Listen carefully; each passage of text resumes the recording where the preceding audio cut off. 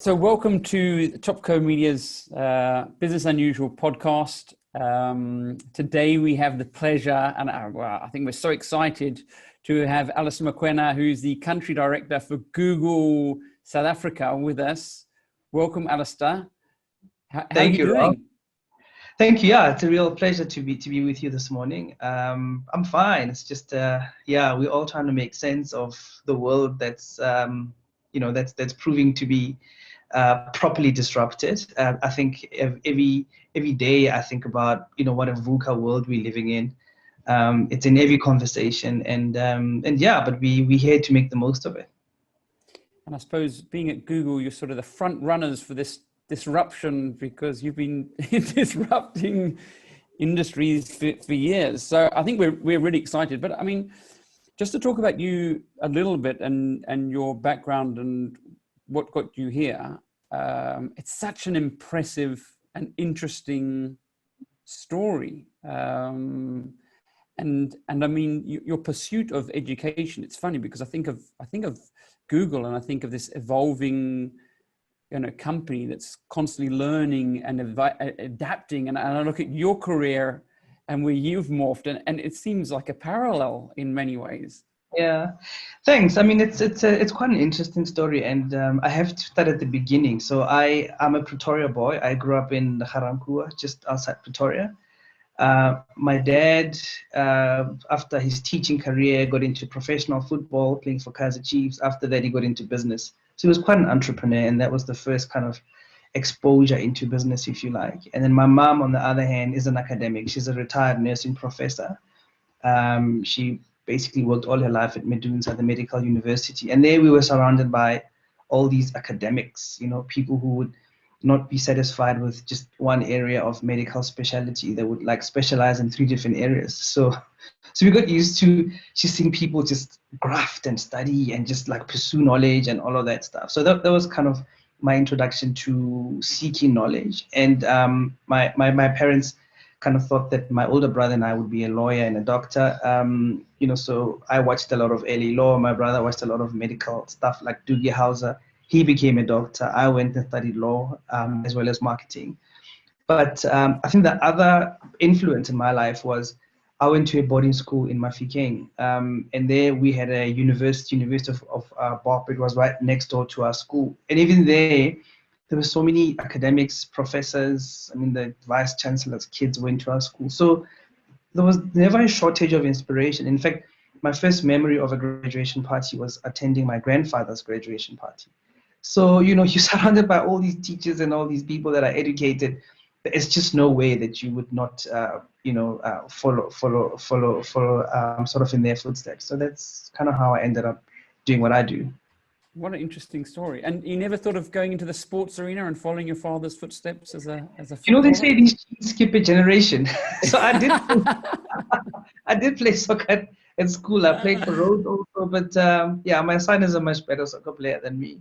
But also I think when my dad played for soccer, played for Chiefs in the 70s, soccer wasn't really a lucrative career, and he kind of sat us down and said, listen, it's fine. If you want to play professional football, do that, but also have a degree, have a qualification to kind of fall back on.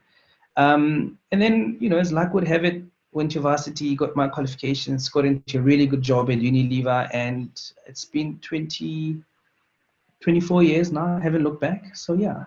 But you're constantly studying. I mean, you're still studying at the moment for a doctorate. Well, I've finished it. I passed my doctorate. I'm graduating. Thank you. I'm graduating on the 3rd of December. So I'm really excited about that. And I think for me, I start off by saying, what is the single biggest topic in my job or in my industry that I want to kind of master and get on top of? And then also I want to be part of the latest conversations surrounding, this particular area or topic. So the easiest way to do that, I guess, is to kind of, force yourself to go on a research journey, read as much as you can on the topic, venture a thought and an opinion. I also think that, in these roles that we occupy, people are interested in your perspective. They want to hear your point of view. You lead a body of people. They want to know what your vision and what your thoughts are. Industry colleagues want to, talk to you and understand what you think about, a particular topic. So I think I read somewhere that Winston Churchill spent half his career preparing for impromptu speeches. So I think if you're interested in sharing your perspective, you need to have respect for your audience, and ensure that you kind of know what you're talking about. I mean, being a doctor, it's quite a big thing. I mean, it's huge, but I was listening to Naledi Pandor spoke at our Top Empowerment event last year, and she was saying for the first time there was more black graduates than white for the first time. But what she also said, which was concerning her, was that a huge amount were being employed in actually the public sector and not the private sector. So the top 100 companies in South Africa weren't actually employing doctorates. They weren't leaning into that vast body of knowledge and expertise. So it's great that Google's getting some of that, or Yeah, acquiring it. I think the sweet spot really is the intersection between a lot of industry know-how and knowledge, as well as academic, sort of qualifications. So you find a lot of people in industry don't make time to go back and study, and you very easily end up, with less and less knowledge over time. Whereas if you just focus on the academic route without practical experience, you end up just being theoretical. So I think what a lot of companies are a little bit concerned about is just pursuing candidates that only have a string of degrees but not a lot of industry expertise. So yeah, so I think for me, I'm very clear that I always have to read. I always have to stretch myself, push myself, even if I'm not kind of registering for another degree or qualification. But I constantly have to know what's going on. Yeah. What's driving that? So, I spent many years in Grahamstown at Rhodes University, thinking about life as one does in a small town, and the purpose, and why am I here? Why do I do the things that I do? What makes me, happiest, and so on. And I also spoke to a couple of close friends, and I said, listen, I'm trying to work out my purpose here and help me understand, when am I in flow, when am I, at my most effective. And it boiled down to two, three things. It's really about making a difference, in people's lives, helping people, making the world a better place, one person at a time. And I started thinking long and hard about how I can shape my career into something of a useful and purposeful, sort of experience, and how I judge that is, am I making a difference? So part of my attraction to a business like Google is Google's mission, very simply, is to organize the world's information and make it helpful and accessible. Now, how that manifests is helpful products. So, I absolutely love what you can do with search, with YouTube, and all these properties we have. And when I look at my own career, having spent so many years building brands, it was based on an understanding that brands have a fundamental role to play in our lives, whether it's at an emotional level or a functional or physiological level. And I wanted to ensure that that relationship is protected, it's nourished, and it's based on mutual gain and mutual trust and respect. So I think when I combine all those things, it really clarifies in my mind that I have to be in a space where I'm making a difference. For sure. And I see that even on your LinkedIn profile, it says business coach. Yeah. So I saw that and I was like, wow, okay, what's with that? So let me tell you what that's about. Huh? Let me tell you what that's about. So this notion of a visiting professor, the official title is professor of practice. So somebody who comes from industry, but with academic qualification and also teaching experience. So I've been supporting various business schools for the last 12 years, as a guest lecturer, somebody who comes and speaks and that kind of thing, or hosting MBA students for 2 hours and working through stuff with them. So Joburg Business School approached me, and they've offered me this role of professor of practice. What that entails is teaching some executive education programs, as well as supporting MBA students. Now, the official title for the support we give to MBA students is business coach, or business coach. So I work with 3 MBA students, just to kind of help them along. So that's kind of what I do on the side. That's brilliant stuff. So Yeah. it's funny because I work a lot with a former colleague of yours, Cleo Zwane. And you work with him Yeah. at TV. He speaks very highly of you. We work with him on the Standard Bank Top Women program that we do. Yeah. And I know we work with Mish and Navani, with a lot of your colleagues on that program. In fact, we spoke to, I think it was Rachel about a week or two ago from the Google Cloud team in the UK to try and look at partnering the Nice. team there. So there's a lot of crossovers. Yeah. And I mean, one of the things that we do as an organization is we do awards and we celebrate leading organizations.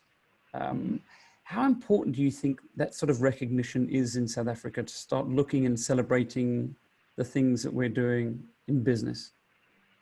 I think let's think about the role of awards. I think, what you want to do is you want to celebrate greatness. You want to shine a spotlight on a case study that should be, followed, should be hailed as best in class. I think that it's very easy for people to kind of pursue the wrong stuff. Sometimes people pursue awards just for the sake of fame, but I think fame and fortune go together. I think commercial success, commercial impact of what brands do is very, very important. So I mean, I think for me, it's just one of those things. We need to ensure that we paint a picture of what good looks like, what the gold standard is, and explain to people why we think this particular case is great. I find that a lot of education comes from just judging these awards. I mean, I'm involved in Financial Mail Ed Focus Awards. I'm involved in the Marketing Achievement Awards, bookmarks and so on. And with every single judging process, you learn so much. You're like, okay, so this is why this case should be hailed as kind of best in class, And I think it's great for the teams working on those campaigns to feel that, their efforts are actually respected and acknowledged. It's funny because I often think that South Africans don't do enough to celebrate their successes. It's almost like we're shy. I find we've got so many case studies of innovation and excellence in business and advertising. I mean, we've been hailed as one of the best, advertising organizations in the world. So I think what's actually missing is failure awards, because we all kind of know, and it's become trite that you need to learn and fail fast, and it's in failure that we learn the best lessons. But somehow as human beings, we tend to gravitate towards celebrating success as opposed to celebrating lessons learned from failure. So I think what would be an interesting innovation going forward is to have the kind of the failure awards, from the most epic fail. I'm sure Google does something like that. They talk about their failures. I'm sure they do something like that. Yeah. On a weekly basis. And I mean, I know that Google's doing a lot in terms of helping businesses get through their failures, especially small and medium-sized businesses through COVID. And you're doing a hell of a lot. And I want to go into that. But I mean, one of the things I realized is that the applications, the opportunities from digital marketing, e-commerce for organizations in South Africa is massive, but it requires, because of the amount of tools, it requires an enormous amount of research, testing and failing. And so what I see internationally, like if I look at Australia, if I look at the UK, certainly America, I see people really embracing it and starting to win at it, but it's not a quick win. It looks like you've got to keep at it. You've got to keep on knowing you're going to fail a lot. Yeah. Part of your thing? Yeah, you're absolutely right. I mean, 2020 has been a very challenging year for every single business out there, whether at an individual level or small business or large business, even government. So we've partnered with government at least in the first half of the year to kind of help with, ensuring that we use our platforms to disseminate verified and credible information to help people cope, with COVID-19, but also helping people work from home, because if everybody is working remotely, schooling remotely, teaching remotely, selling remotely even, they need to be equipped with digital tools and resources and platforms. So we've used our technology this year to help people, sort of pivot to this new way of doing things, whether it's through Google Classrooms or Google Education, teaching, teachers to use Google tools so they can teach remotely and so on. So that's been kind of the first half of the year. And in the last 2-3 months or so, we've been seized with this challenge of economic recovery. Small business builds economies. Small business is a big employer of people. I think 48% of our workforce is employed by small business. And small business was hardest hit by the pandemic. And by that, I mean, small businesses typically don't have resources to take on the knocks. Large corporates, yes, they've all been challenged, but have resources, have IT departments, have chief digital officers, have digital teams that can help make sense of the opportunities of the internet. A lot of small businesses typically are run by a founder and are very much handicapped by the skill set of the founder. And if the founder doesn't have deep digital skills, it's quite limiting. So we've seen that opportunity, and we've done tons of research because we've been helping small business for quite a few years now. And three predominant needs come up. One is access to capital and funding. The next one is access to tools and resources. The third need is access to markets or customers. So we started off by focusing on skills development. So we launched sort of a digital hub, which is where small businesses can go and access digital skills. Coupled with that is helping job seekers get into entry-level IT jobs. So with training certificates from 3, 6 to 12 months, partnered with the likes of Coursera. On google.org, there's also a whole host of training products. So people can go and access these training tools for free and really be equipped to take advantage of digital opportunities. So that's kind of the first thing, this digital hub.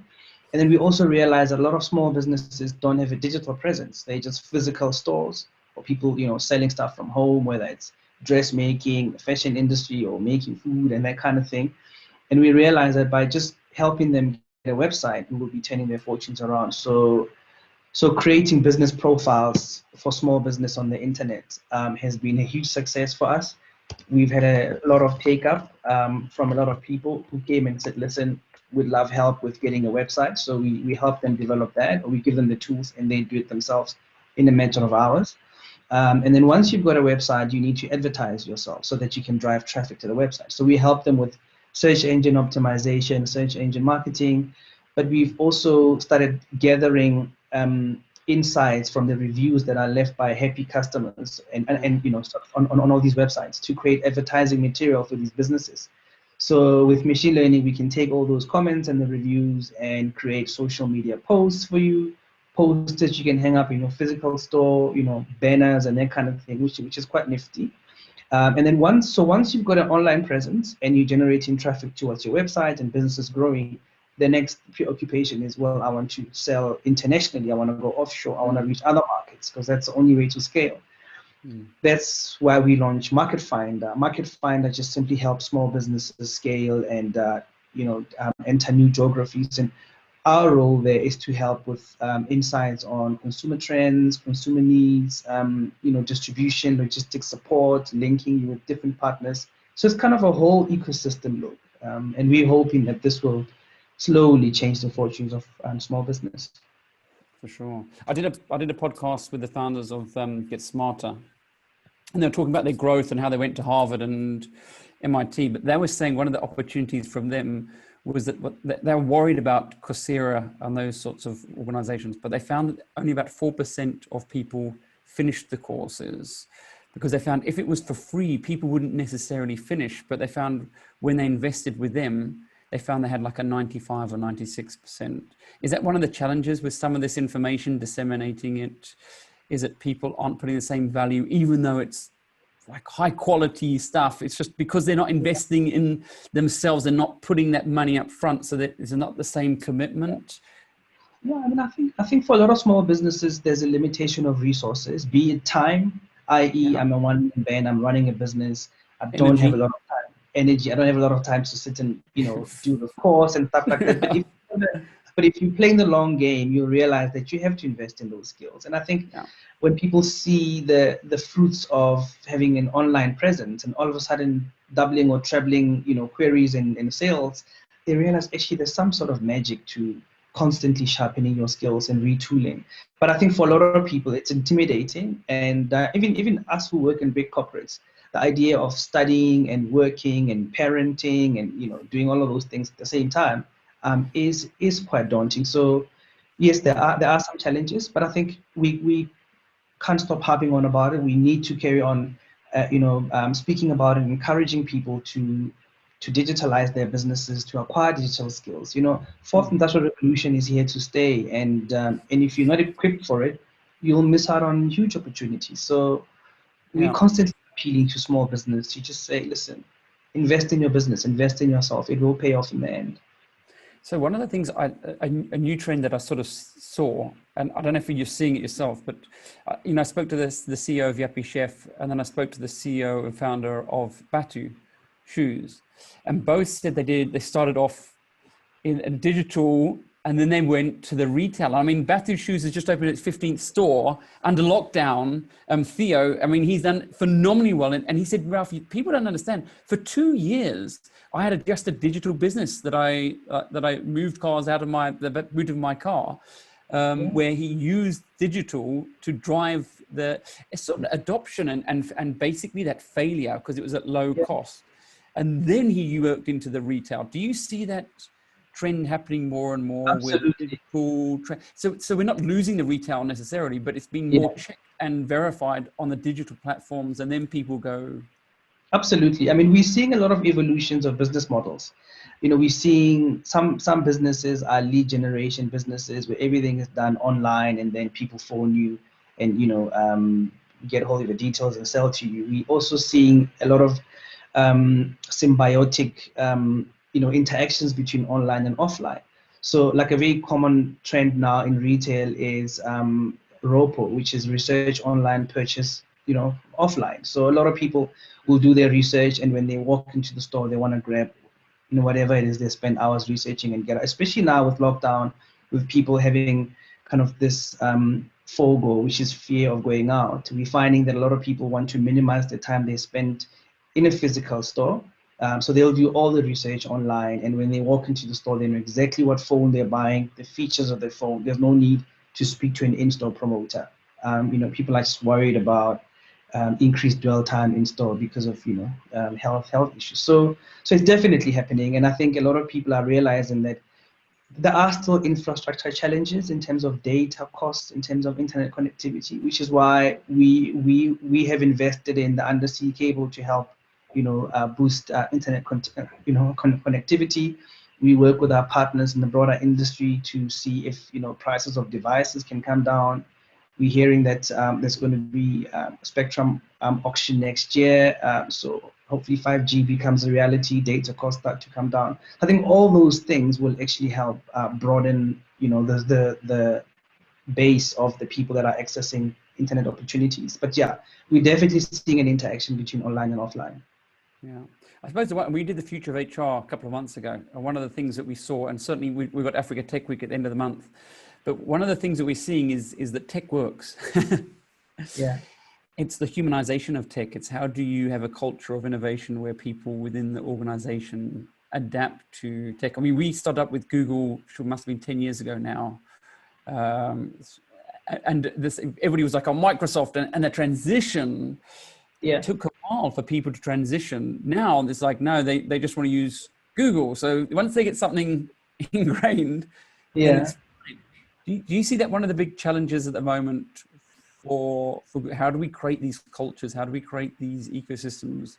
Because it seems like there's more technology, there's more tools, and so therefore there's lots of things that can automate and help, but it does take a level of learning. And I think every organization has to dedicate a big chunk of time into creating an innovation culture.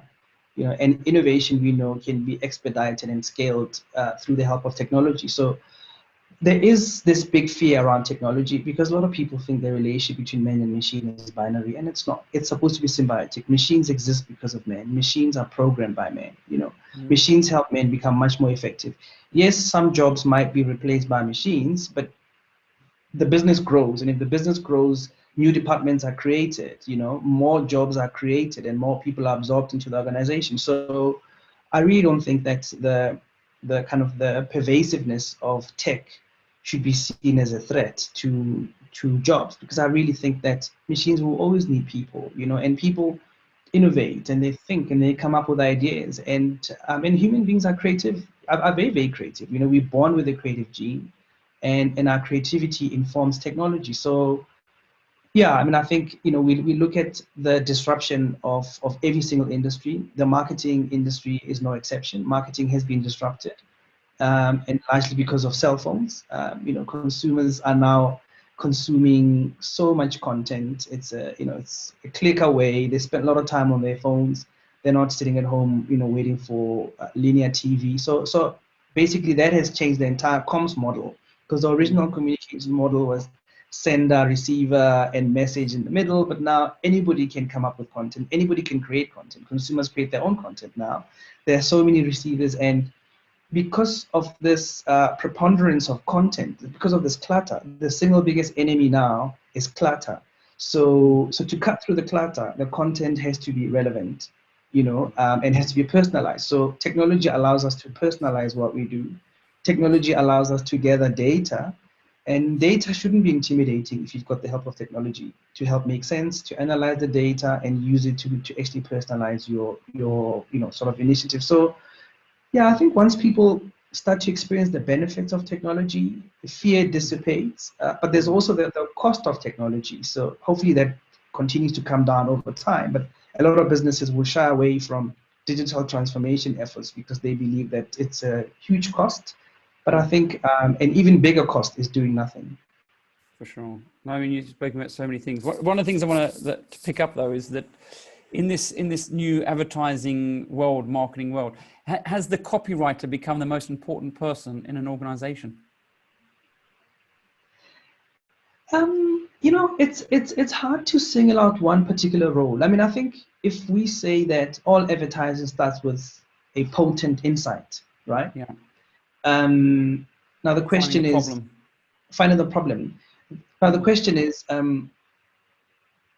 who has responsibility for coming up with this insight, for this deep penetrating consumer understanding? Is it account management? Is it strategy? Is it creative?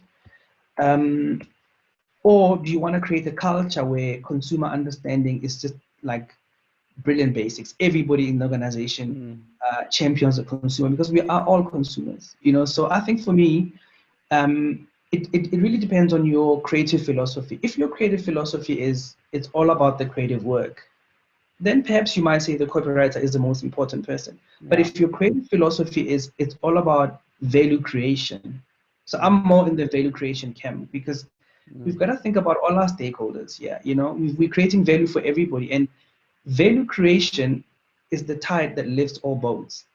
It gets you better creatives, it gets you better tools, better technology. All those things aid the creative product.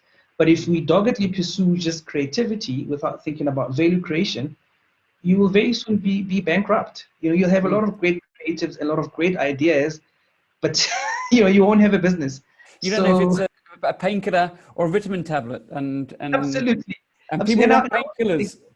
Yeah, and I also think there's also a danger of being a solution that goes looking for a problem. You have to be a solution that speaks to an existing problem or an unmet need, even if the need isn't really expressed. But if you've identified something that people will find really, really interesting and attractive, you're onto something. For sure. And I mean, the advertising industry as a whole for you, I mean, there was a time where media companies were sort of condensing. We saw big corporates building their own teams. It seems that shift is going back again now. Are you seeing that at all? Are you seeing the power of companies? It's definitely happening. So I'll tell you the major forces that are being brought to bear on the creative industry. Insourcing is one of them. So clients are building their own creative talent and building their own internal studios, for a number of reasons. First of all, social media. When social media and social marketing was first invented, it was completely outsourced to agencies. But sometimes a crisis happens in the middle of the night, and there isn't time to reach out to your agency and brief the agency. So some clients have decided, actually, I'd rather just take social media marketing in-house and just deal with these things myself. Somewhat true also of PR. Some clients have decided to do their own crisis management and reputation management. And then the next frontier was advertising, because I think what a lot of clients are facing is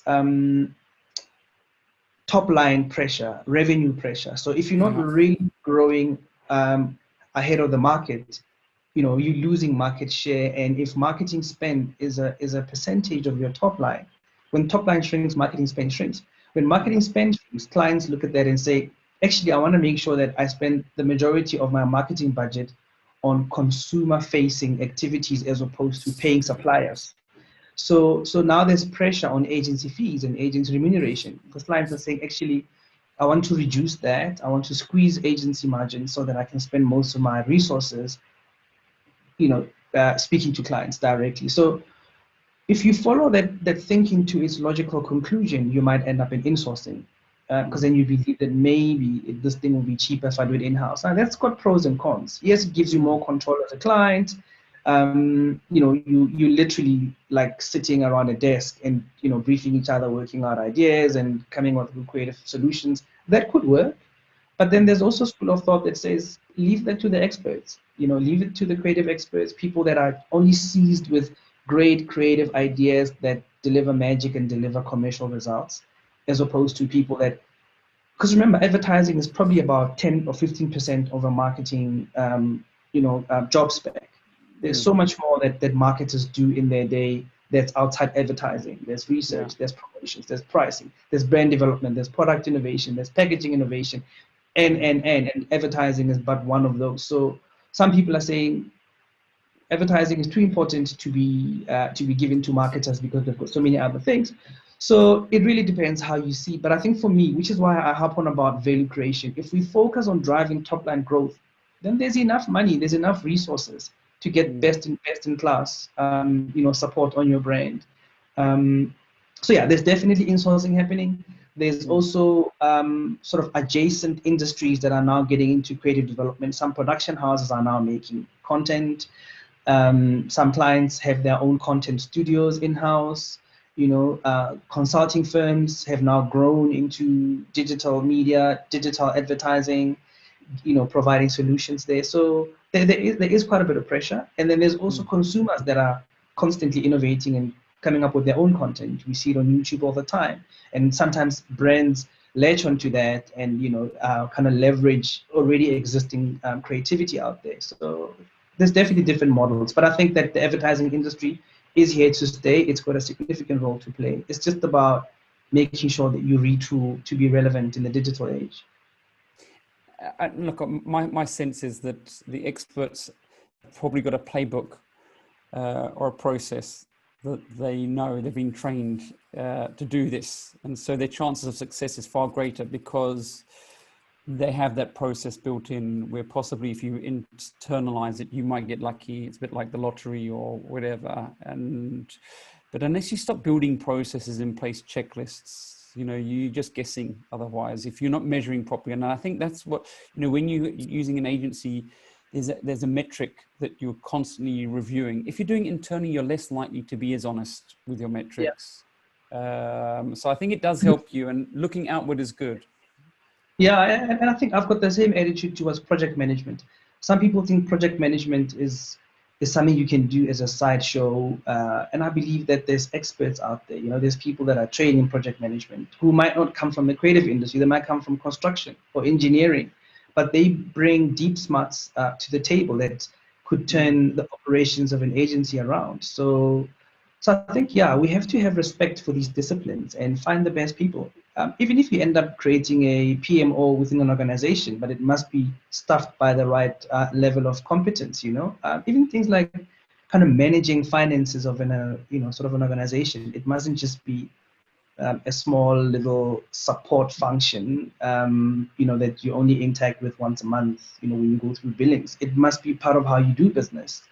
And I also like creating a culture of commercial accountability where people are conscious of the time they're investing in their work, what destroys value, and if you're going to be pursuing like awards and stuff, thinking, long and hard about the impact of those awards and how that value comes back into the business and how we use the success in an awards show to generate more growth, to get best talent out there, to deepen our client relationships. So all those things matter to me, but we've got to be speaking this value language because that's what shareholders are looking for. When you present to the board, they want to know, how is this business growing? How is the health of the business? It's not just about, let's see how you're doing on the creative rankings.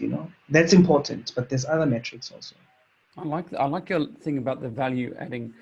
I mean, one of the things I wanted to talk to you a little bit about was, I'm not sure how long it took you to get to land the job, or how, in fact, you got the job, but it's, highly known that Google's a great place to work, and it's quite a process to even, get through the interview process and to get a role there. But what are you looking for in candidates? What are you looking for? One of the things I've learned is that, success is not a one-man band, it's from a team. Yeah. And so I'd be interested to know what you look for in people around you to build your team. So I mean, Ralf, thanks. I look for your entire life story. My CV starts from, I don't know, the age of 4 or 5, when I was exposed to my family business, and the fact that I spent school holidays working in the family business. I didn't have time to build Lego sets, as important as that is for a child's development. But I grew up acquiring business skills, and I think that's quite important. And then I got to boarding school, and there was a little bit of initiation. I think some seniors wanted me to, wash their sneakers and stuff. So I turned it into a business. I said, fine, this once I'll do it for free, but next time around I'm going to charge. So then I started, charging people for washing their sneakers. That's a little business. And then, when I got to my senior years in high school, we were all crazy about MC Hammer at the time, and he had these famous diaper pants. So we started making. One of my friends had an old sewing machine that his mom gave him, and he knew how to, sew. So we went and bought material, and we started making these MC Hammer pants, and we sold them. That's like a little fashion business in boarding school. When I got to varsity, we realized that there was a need for like an events company. So me and a few friends just started a little events thing where we just started, throwing parties and hiring venues, and, so stuff like that builds your business acumen, builds your kind of commercial muscles, leadership, working as part of a team, understanding basic skills. When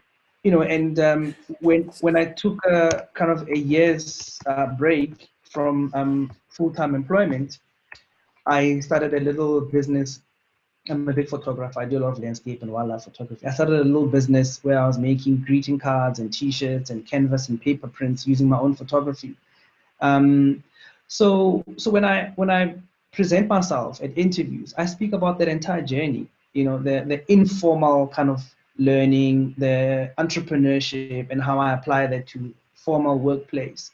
And because I'm driven by a need to kind of help people and make a difference, and and just make the world a better place, I'm able to link that purpose to some of the roles I've chosen and some of the campaigns, initiatives I've been part of.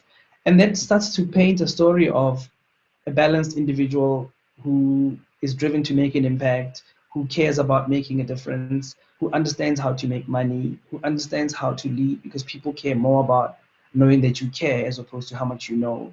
So when I interview candidates, I look for depending on what the role requires, I look for kind of sort of a balanced individual, who has quite a few interesting parts to their life. So I always encourage people, don't be shy about productizing your life experiences. Find a way of turning them into useful anecdotes and stories and case studies, because that's the evidence you have. We're not looking for theoretical and imaginary responses to business challenges. We've got to think about real life stuff, and demonstrable ability to problem solve comes from living life and being able to record and codify some of the lessons you've learned along the way. I mean, it seems also, listening to you, because I think there's that big focus on education and learning and academics, but certainly the entrepreneurial side of you is a little bit maybe less talked about, possibly, but it seems that your success is certainly, understanding how to create value for shareholders, for customers, and for your team, is certainly that entrepreneur side is definitely something that is underpinning that knowledge. And you're able to use that knowledge to then extract value for all sorts of stakeholders. How important do you think entrepreneurship is for big organizations and recruiting people with entrepreneurial experience? My definition of entrepreneurship is run this business like it were your own. Now what that does is it localizes a sense of ownership and accountability in the individual. So if you are at an intersection, turning left is value destruction, turning right is value creation. Always go right. And you need to have skin in the game. You need to feel like, actually, I'm shaping something here. This organization has given me an opportunity to run a business and to write an incredible case study, littered with successes and failures and in peaks and troughs. But you've got to see that as your own business, your own empire, your own innovation, your own contribution to the world. And if you want to contribute some of those learnings to kind of learning, then you go and study something and you contribute to the body of knowledge, so which is why I like visiting business schools, giving talks and stuff, and sharing some of the stuff I learn in practice. And then I also, learn from them by joining communities and conversations on very, very important topics that we in industry need to be aware of. So that juxtaposition, that, kind of... We're going to invite you. We're going to invite you to Africa Tech Week to speak, because I know Mish normally speaks there as well. We're going to invite you. It's the end of the month. We're going to take you up on that offer. I know that you've got another meeting now, so I don't want to be rude with your time, and I know how important those things are. I just want to thank you so much. There's so many more questions I have about technology in Africa and devices, and there's so much. So I'm going to leave it here for now. Cool. Thank you so much for your time. Really appreciate it. Look forward to speaking to you again on another podcast or Africa Tech Week or whatever. And wishing you all the very best of luck with Google. And thank you so much. Thank you so much, Ralf. Thanks for the opportunity. It was lovely chatting to you. Pleasure. Bye. Bye. Bye.